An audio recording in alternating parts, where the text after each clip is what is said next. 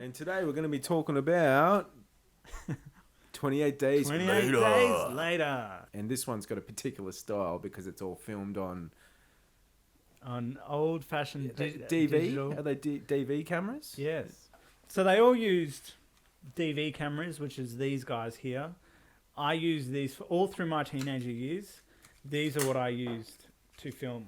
And it's a magnetic, it's almost like a modern version of like a VHS, where you'd record onto that, you'd go onto your computer, and at real time, you'd capture that to the computer. So then as it plays, it's getting recorded. Yeah. The modern version of that is effectively what we've got these days, which is... SDs, cameras? We're using SDs, which is straight on the card, so everything's much more streamlined, quicker.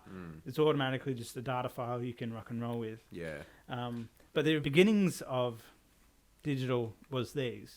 This was the way of being able to use digital technology in a way that, you know, the technology allowed. Was that small window from what time do you reckon these came out?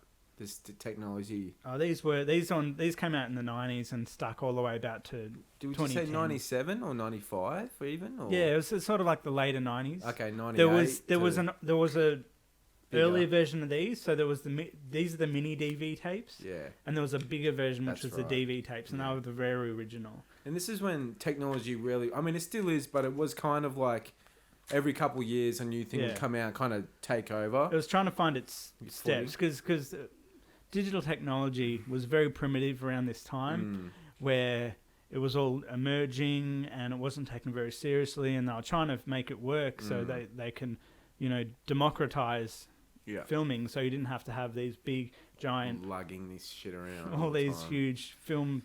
Crazy when you think about it. Yeah. It's like the mini disc players, like from the old Walkmans, you know, and then they had mini disc players.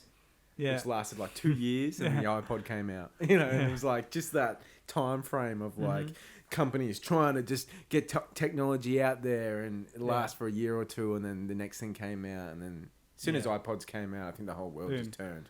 And that's where we are now. Everything's hasn't really changed since. Yeah, hasn't, you know, in a big way. Now we're using, you know, little cards. Now it's mainly just storage capacity, isn't it? Which is fine. Yeah. And we're lucky. Now we're at a stage where anyone can pull out a phone and record on video quality that is much better than what they used on this film. This film, almost out of necessity, they decided to go the digital route. But before that, everyone was scared of this new technology, and they were like, this isn't real film. You can't do anything this quality is garbage. And if we're honest, the video quality in this film isn't amazing. It's not the best at all. Not at all. But what it brought was the ability for instant capture of a scene, so that you can literally pull a camera up and press record.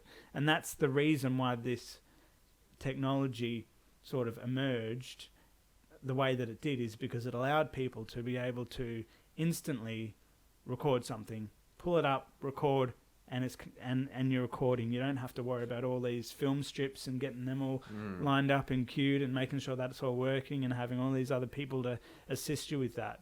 It is a little thing you hold in your hand and you press a button and you're capturing.